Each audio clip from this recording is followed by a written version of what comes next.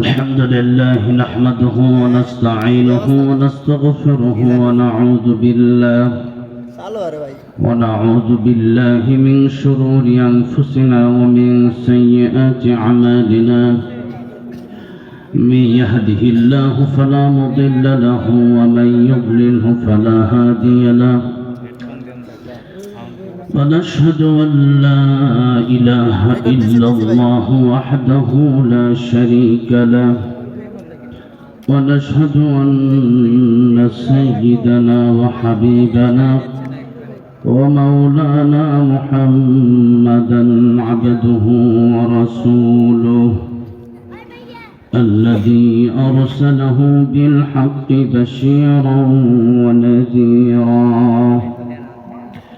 وداعيا إلى الله بإذنه وسراجا منيرا. أما بعد فقد قال الله تعالى في كلامه المجيد وفي فرقانه الحميد: أعوذ بالله من الشيطان الرجيم. بسم الله الرحمن الرحيم. والعصر إن الإنسان لفي خسر إلا الذين آمنوا وعملوا الصالحات وتواصوا بالحق وتواصوا بالصبر. صدق الله العظيم. وقال النبي صلى الله عليه وسلم: اغتنم خمسا قبل خمس، شبابك قبل هرمك، وصحتك قبل سقمك، وغناك قبل فقرك، وفراغك قبل شغلك، وحياتك قبل موتك، أو كما قال النبي عليه الصلاة والسلام. وقال تعالى في شأن حبيبه: إن الله وملائكته يصلون على النبي يا أيها الذين آمنوا صلوا عليه وسلموا تسليما. اللهم صل على محمد وعلى آل محمد كما صليت على إبراهيم وعلى آل إبراهيم إنك حميد مجيد. اللهم بارك على محمد وعلى آل محمد كما باركت على إبراهيم وعلى آل إبراهيم إنك حميد مجيد.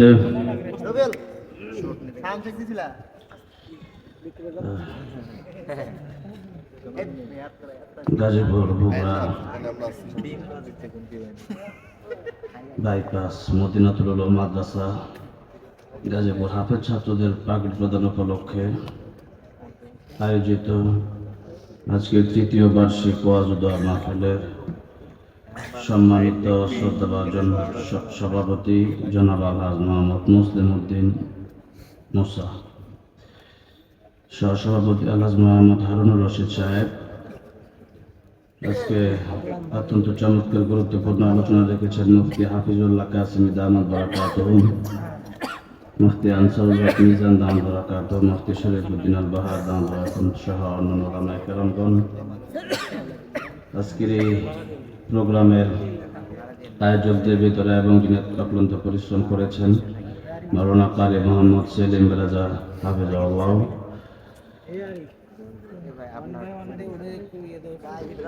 যুবক ভাইরা, মুরব্বী বাবাজিরা, পর্দারের মা বোনেরা, আল্লাহ সুবহানাহু মহিয়ান করিয়ান রব্বে কায়নাতের আলিশান দরবারে হৃদয়ের গভীর থেকে শুকর আদায় করছি যে মহান রব্বুল ইজ্জত ওয়াল জালাল আমাদেরকে অত্যন্ত দয়া করে মায়া করে ভালোবেসে কোরআনের জন্য কবুল করেছেন, মঞ্জুর করেছেন। যেন সকলে বলে আলহামদুলিল্লাহ।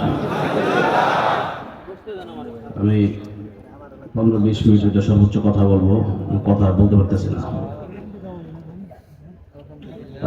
ডেঙ্গু জ্বরে 3 সাপুরো আক্রান্ত। মাহফিল বলি যে আমার একটু ছাপ দেন, আমি তো এখান থেকে 1 টাকাও নেই না, আর একটা মাহফিল করে আসছি, সেটা তো 1 টাকাও নেই, টাকা তো কথা না বলতে পারলে কি করবো। এখন এই সুস্থতা ডাক্তার বলছে যে ডেঙ্গু জ্বরের ওষুধ হইলো রেস্ট নিতে হবে, শুয়ে থাকতে হবে। খাবার এখানে দিছিল আমার, সকাল তো করে খাই নাই, 2 লুকমা খাবার গেছে সামনে খাবার ফলাই দিছে, খেতে পারতেছি না, পানি খেতে পাই না, 1 ডুব পানি খেতে পারি না, এত তিতা লাগে। 3 সপ্তাহ ধরে ডেঙ্গু জ্বরে আমাদের অনেক বন্ধু বান্ধব 2 বছর মারা গেছে। বিয়ে করছে 2 দিন পরে আমাদের এক বন্ধু মারা গেছে, 2 দিন পর ডেঙ্গু জ্বরে। তো শুধু নাপা খেতে হবে, লিকুইড খেতে হবে, আর ডাক্তার বলছে রেস্ট নেই। কোনো কথা জোরে তো কথাই বলা যাবে না। তো এরপরেও চাইছিলাম যে 2 সপ্তাহ মাহফিল যদি বন্ধ করে একটু রেস্টে থাকতে পারতাম, কিন্তু কোনো মাহফিল থেকে, একটা মাহফিল থেকে কেউ আমার সাথে যাচ্ছে না। বলেছে আয়সা শুধু একটু সালাম দিয়ে চলে যায়, মানে কি করবো। তো সেই কারণে আসছি যে চেহারা দেখাইবার জন্য আসছি আর কি। তো যাই হোক, কমপক্ষে তো একটু দোয়া করতে পারবেন। এই দোয়া কারণে যদি বাঁচি তা আল্লাহ যেন সুস্থতা দান করেন, আর যদি মরি আল্লাহ যেন ইমানের সাথে মৃত্যু দেন। সূরা আসর তেলাওয়াত করেছে আপনাদের সামনে এবং এখানে হাদিসে কারিমা পেশ করেছি। এই সূরা আসর এবং হাদিসের সংক্ষিপ্ত তর্জমা করে আলোচনা শেষ করবো ইনশাআল্লাহ। সূরাতুল আসর মক্কা নগরীতে আল্লাহ পাক নাযিল করেছেন।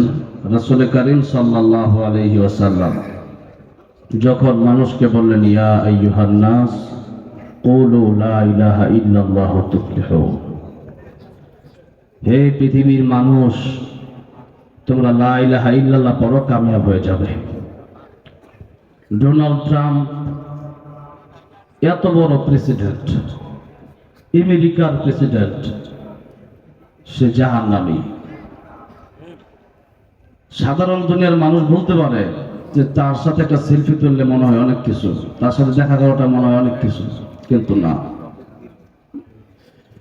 তার চেয়ে কোটি কোটি গুণ বেশি ওই ফকির দামি যে ফকিরের ঈমান আছে। আর যদি ঈমান না থাকে, যত বড় প্রেসিডেন্টই হোক না কেন, প্রেসিডেন্টের দাম নাই, এমপির দাম নাই, মন্ত্রীর দাম নাই। আজকে এখানে যারা আসছে, আমাদের সবচেয়ে বড় দৌলত হচ্ছে যে আমরা ঈমান আমাদের আছে, আছে না নাই? আছে। এই জন্য ঈমান যেহেতু আছে, সেই হিসাবে আমরা আল্লাহর কাছে সারা দিন রাত শুকরিয়া আদায় করলেও শেষ হবে না।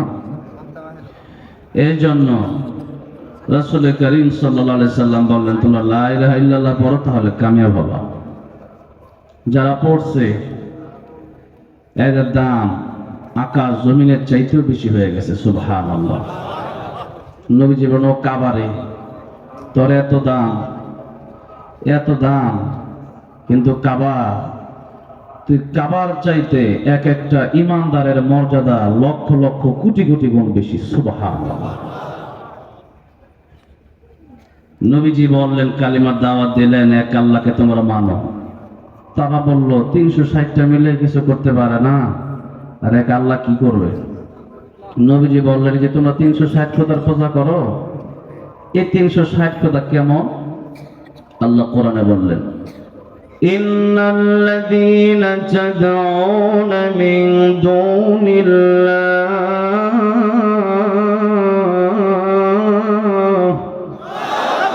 লা ইয়াখলুকু যুবাবান ওয়ালাউ ইজতামাউ লাহু ওয়া ইন ইয়াসলুবহুমুয যুবাবু শাইআন লা ইয়াস্তানকিযুহু মিনহু ضعف الطالب والمطلوب।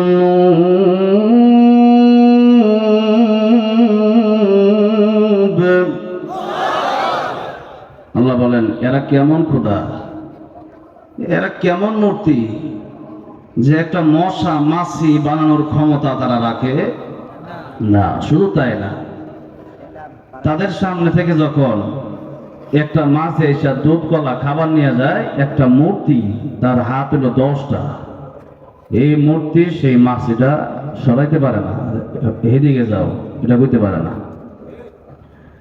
তাইলে আল্লাহ মানুষের ব্যাপারে বললেন, মূর্তির ব্যাপারেও এই কথা বললেন যে দফা, দুর্বল, তালেব, যে মূর্তির কাছে যায় এও দুর্বল, আর ওয়াল মাতলুব মানে মাতলুব যার কাছে চাওয়া হয় সেও দুর্বল, সে আরো বেশি দুর্বল। কেমন দুর্বল? আমরা চলতে পারি, আমরা হাঁটতে পারি, আমরা কথা বলতে পারি, আমরা হাত দিয়ে কাজ করতে পারি, আর মূর্তি এমন দুর্বলের দুর্বল যে তার খোদা বানাইছে, খোদা নিজে হাঁটতে দিতে মন্দিরে যাবে এটা পারে না। কত দুর্বল! তার কাছে আমি কেমনে চাই? তার এত বানাইলাম আমি নিজে, তার কাছে আমি চাইতে পারি না। তো আল্লাহ বললেন দুজনই দুর্বল, আমরাও দুর্বল। আল্লাহ বললেন খলিকাল ইনসানু দাঈফা, মানুষ বড় দুর্বল। প্লেটটা ফুস দিলে শেষ, এত বাহাদুর। প্লেট একটা ফুস দিলে 2 টাকার প্লেট শেষ, জাগাত ব্রেক। তাহলে আল্লাহ বললেন দাঈফা, তুমিও দুর্বল, আর মানুষ তোমরা যার কাছে চাচ্ছ মূর্তিগুলো এটা আরো বেশি দুর্বল। সুতরাং এই মূর্তির কাছে মাথা নত করে লাভ নাই। মূর্তি তো পরের কথা, প্রভু যদি 2 জন হতো, লাউ কানা ফীহিমা আলিহাতুন ইল্লাল্লাহু লাফাসাদাতা, এক প্রভু বলতো যে সূর্য আজকে উঠবে, আরেক আল্লাহ বলতো না আজকে উঠবে না, এগুলো করতে করতে সব ধ্বংস হয়ে যেত, মারামারি হইত। সুতরাং আল্লাহ একজন, আল্লাহর কোনো শরীক নাই।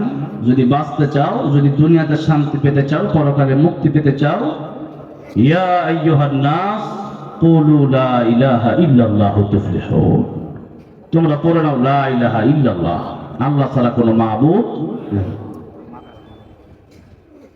কাফির বেঈমানেরা 40 বছর পর্যন্ত যেই কাফেররা আল্লাহর নবী বিশ্ব নবী রাহমাতুল লিল আলামিন কে আলামিন বলে ডাকতো, যেই কাফের বেঈমানেরা নবীকে সাদিক সিদ্দিক বলে ডাকতো,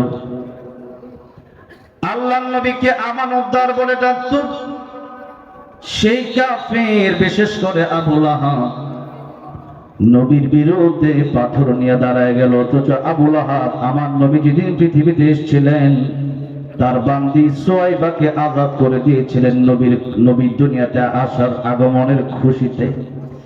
সেই আবু লাহাব পাথর নিয়ে দাঁড়ায় গেল, বলল তাব্বাল্লাকা আলিহাদা জামাতানা, ও মুহাম্মদ আমাদেরকে তুমি এই জন্য ডেকেছো, এটা কি দাওয়াত দিলা তুমি ধ্বংস হয়ে যাও? আল্লাহ বললেন তাব্বাত ইয়াদা আবি লাহাবি ওয়া তাব মা আগনা আনহু মালুহু ওয়া মা কাসাব। নবী শকুনের দোয়ায় গরু মরণে একটা কথা আছে,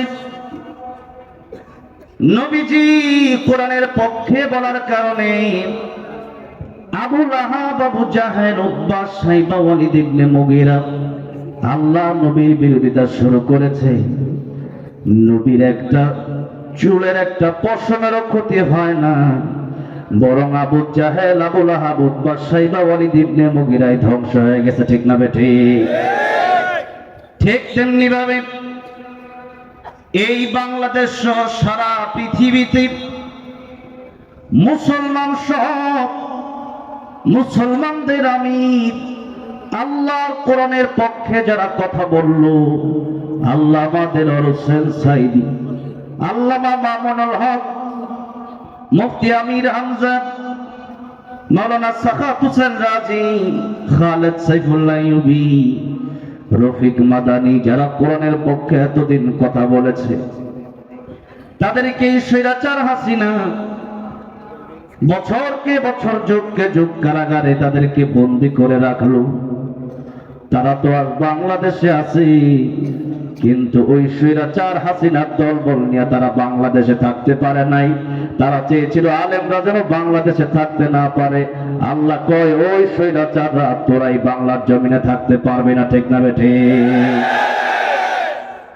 যুগে যুগে যারা ইসলামের বিরুদ্ধে কাজ করেছে, কোরআনের বিরুদ্ধে কাজ করেছে, যুগে যুগে যারা আল্লাহ রাসূলের বিরুদ্ধে কাজ করেছে, তাদেরকে আল্লাহ রাব্বুল আলামিন সাথ দিয়েছেন, তবে আল্লাহ রাব্বুল আলামিন তাদেরকে ছেড়ে দেন নাই।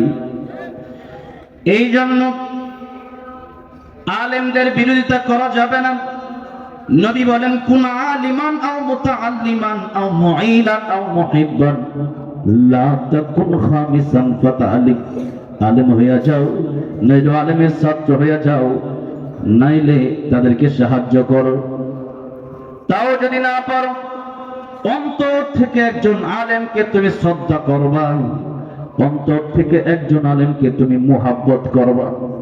তাও যদি না করো, আলেম দেখলে যদি চুলকানি শুরু হয়ে যায়, আলেম দেখলে যদি তোমার গা জ্বালা পোড়া শুরু হয়ে যায়, খাসিরাত দুনিয়া ওয়াল আখিরা, এই দুনিয়াতেও তুমি ধ্বংস হবা, পরকালেও তোমার জাহান্নামের আগুনে জ্বলতে হবে, কেউ বাঁচাতে পারবে না। ঠিক না বেঠিক? আজকে অনেক লোকই আছে নামে মুসলমান হয়েছে, কাজে মুসলমান হতে পারে নাই।